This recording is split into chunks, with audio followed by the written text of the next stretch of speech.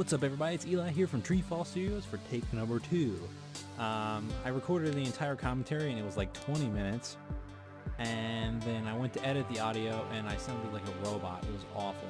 So I hope this sounds a bit better. I don't know. I changed my mic gain effects a little bit, and I changed the volume levels on my game capture device, but I don't know what was up. It sounded awful. I'm gonna turn it down a little bit now, mid recording, just in case I don't want to have it screw up again. So basically, I'm gonna try to repeat everything I covered. I died a whole lot, and I looked pretty bad at playing my own game, but it's tough. It doesn't look tough, but it's really tough. So here's Nomi. We're running around here. This is Hub World 1. We're in the desert here. As you can see, the game looks much better already. The platforms are redrawn, the pots are redrawn, the palm trees are redrawn, and I basically explained that all the sprites in the game are being redrawn. Even Nomi himself is going to have more shading. If you see, pretty sure, yeah, that heart has been redrawn and it looks better than the old hearts. Everything has a better 3D effect that has better shading on it, really. And basically, we're going a little bit above and beyond where we said we were going to go in the Kickstarter, because we've shifted around some personal funds, and we're spending a little bit more time on this game. It's costing us a little bit more money, but we want to give you a really great game, and it's been a while since we've come out with a really good TreeFall game, because Outside the Realm wasn't so good, stuff like that. And we want this game to be critically acclaimed well by Nintendo reviewers, and we also want it to be loved by Nintendo fans. I know Nintendo's not coming out with a lot of games this year.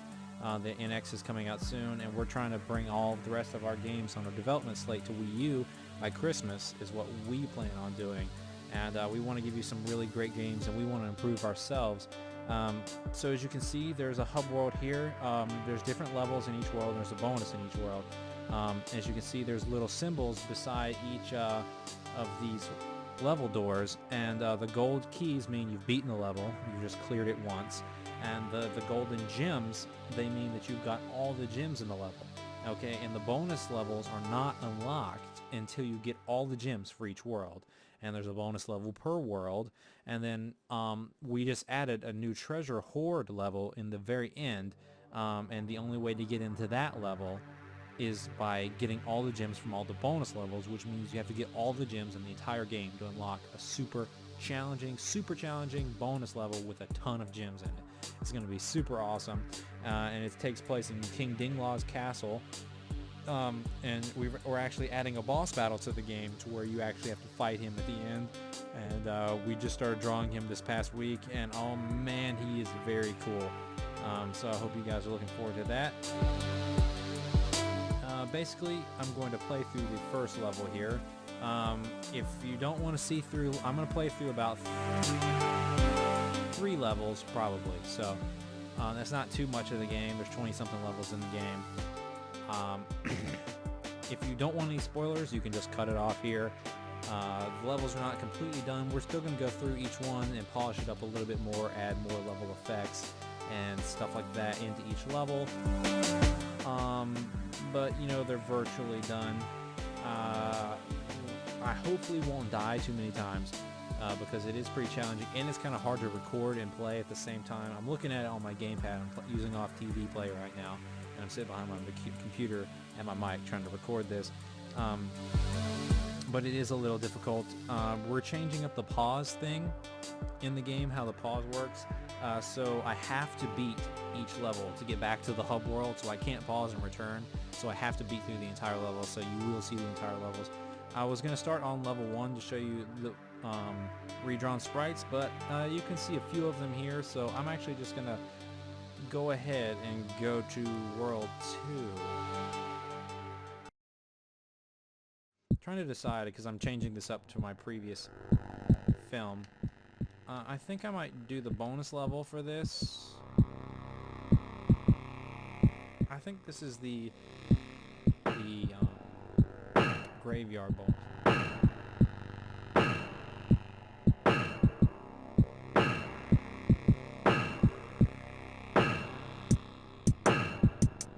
I guess I can. I'm gonna pop into World 3.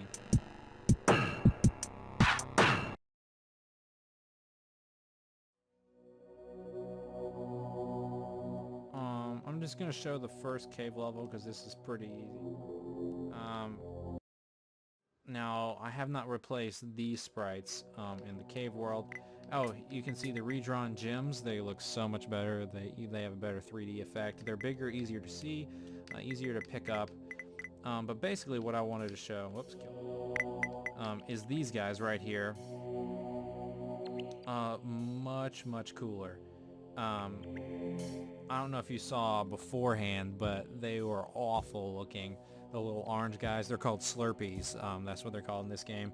If you can see their animation and stuff, so much cooler. They bounce up and down, they blink now, and they just look way better and look gross. So I'm going to shoot him from far away. It's kind of hard to see. They actually shoot out beams in different directions, and they're pretty difficult because sometimes we layer them in areas to where you're jumping between their beams so you can shoot them. It's pretty tough. These are smaller sprites, but if you can see, the beam ammo has been replaced too. That's been redrawn, so that's pretty good. Oh man. This level, I am pretty decent at the jumps. They talk about the character movement real quick. You have a walk, you have a run, you have a tall jump, and you have a short hop. And then you can shoot. You do shoot in both directions, and I'll show you a very good reason why that's in the game when I show you the last level of this commentary. It's very satisfying when you can land between two enemies and shoot them.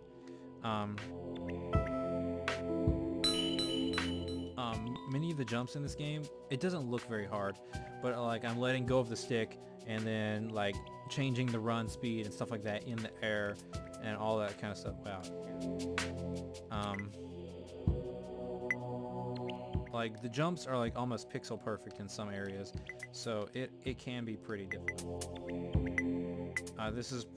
We've actually had people test this, and they say it's one of the hardest platformers they've ever played, in a good way. So see, I'm dodging the purple beams right. The keys will not appear until you collect all three large gems from each world, and then you grab the key, and that'll take you back to the hub world. I grabbed all the gems in that level. That one's one of the easier levels to complete gem-wise. I don't know what bonus level is in what.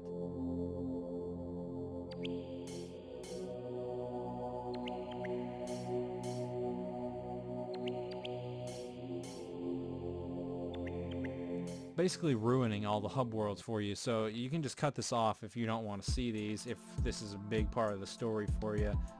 These are basically just housing the levels. I think the levels are a little bit more important, so you know, you can cut it off at any time. Leave a comment down there below on YouTube, say, dude, don't ever show spoilers again. But it's kind of hard not to show spoilers when you're showing a dev commentary, showing behind the scenes stuff in the game. I'm going to pop into the bonus level of World 4. I think it's the cool one that I'm thinking of. Could be something really off. Okay, this works. This level is pretty easy. It's not meant to be harder. It's just a bonus level in there for you just to have fun and love the atmosphere. I love this level. The background is being redrawn is one of my favorite things, and I love the effects of the falling leaves and stuff like that. And you can also see you get to go between these bridges right here, which is pretty sweet. These, the sand here and the leaves have been redrawn for these things, and these autumn bricks have also been redone, just like desert bricks. And you can see right here we've got these logs that you got to shoot. So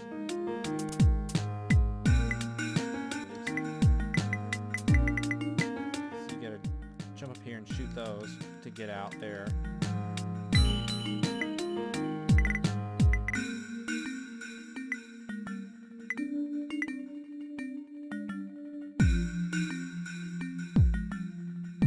So this shows you some more redrawn sprites. Very, very good looking. I think it brings new life to the game. Very cool. And you see that if I would have done the tall jump right there, I would have hit my head on the thing, but you can short hop out onto these platforms. So throughout the game, there'll just be different things where you have to, let's see if I can do this right, use different jump links. And some of them you'll clearly see like, oh, I was supposed to short hop into this hole. It's the only way to get in. and then I got a long jump to get on top of it. So, didn't do that right. But basically, there'll be tons of times where there'll be enemies running back and forth, and if you jump up and shoot them both, you'll waste 4 beams. If you're just shooting them to the right, but if you can jump and land between them perfectly and shoot once, you can take them both out. It feels very satisfying, and you can save beams that way, because it's all about saving beams. Because you can see, like right now, I've only got 6 beams left. I made it to the end of this level, so that's no big deal. But some levels it's going to be actually hard, where you don't want to run out of beams, or else you'll die. I think I want to show this world last. So basically, because in my last playthrough I kept dying, and it's really hard to like hold this and hold my headphones, because this level has new saws in it that I wanted to show off, but I also wanted to show off the new laser beams. I'll just go into this one and maybe show the new laser beams in like an update later, or like a screen. This is really difficult to time. There we go. So there's an example of you want to land between them and only use 1 beam and 2 beams instead of 4, basically. So this level starts off pretty easy. You just got to make sure you time all these jumps right. You can see it's going to get harder because there's an ammo pickup.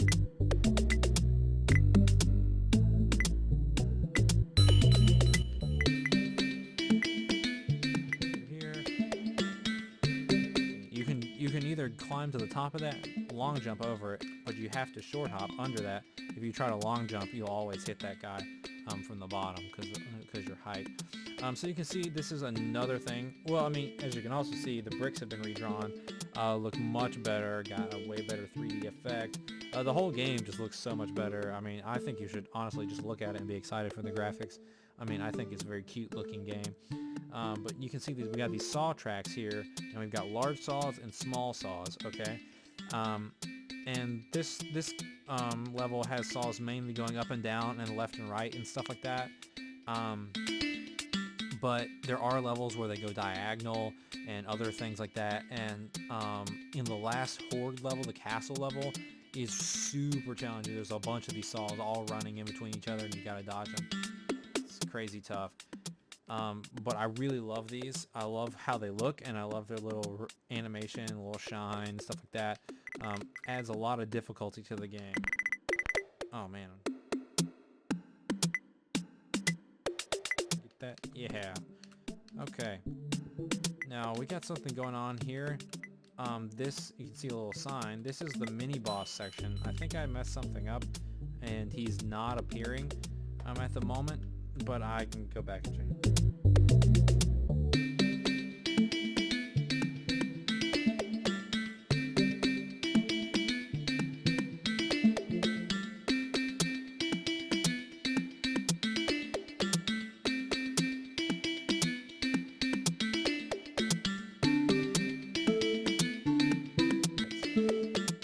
So this is the toughest part of this level after the mini boss.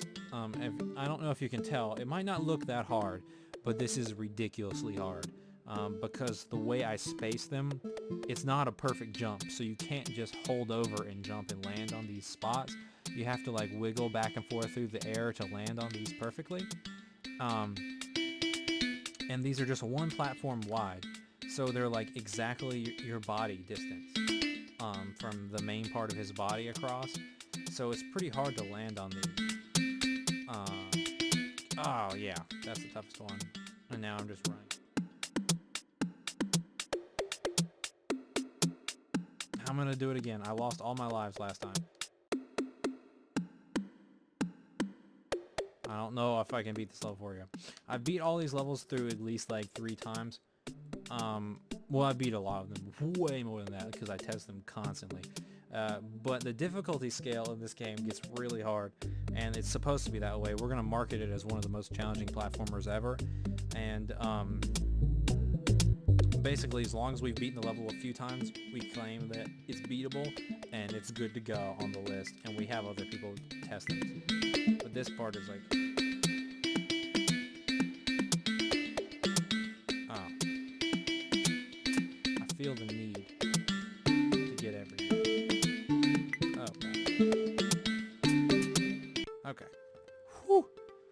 almost didn't make it through.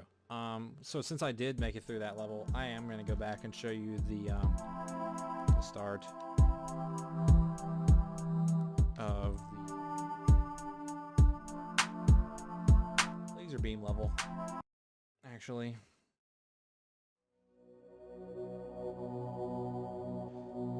as you can see, there's plenty of levels, and the world, what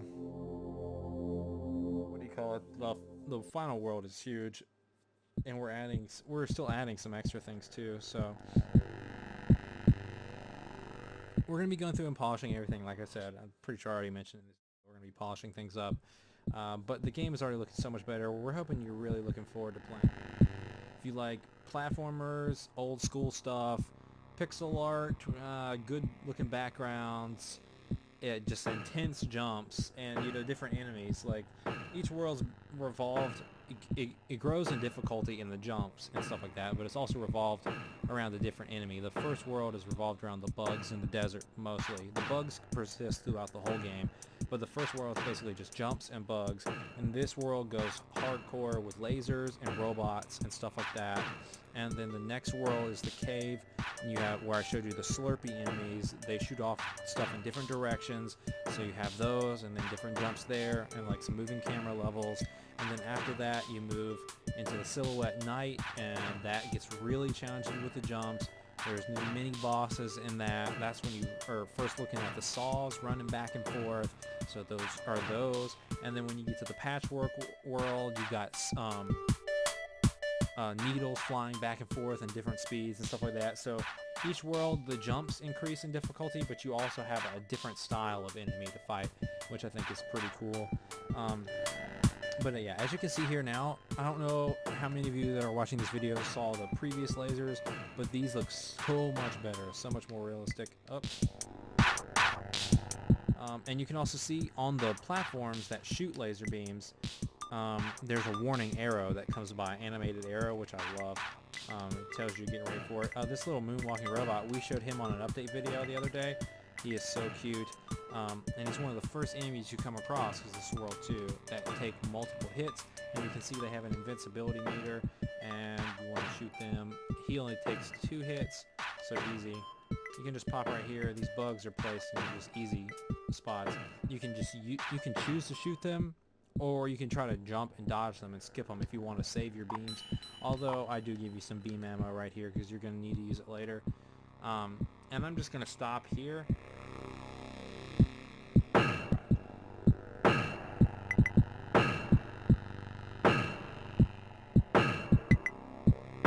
Oh, fell.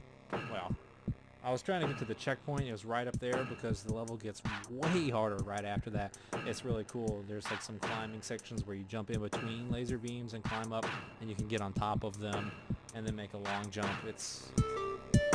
But yeah, I'm going to go ahead and cut this off. It's really long. But thanks for watching. I hope this volume comes out well. I hope you're excited for this game.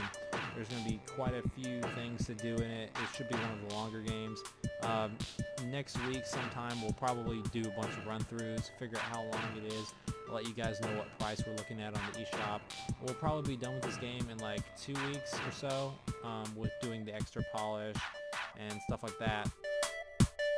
It should be it doesn't seem that long, but it's actually one of our longer games probably, especially for everyone who wants to be like 100%ing it and stuff like that, going back and getting all the gems will be difficult, much more difficult than it looks, I can tell you that.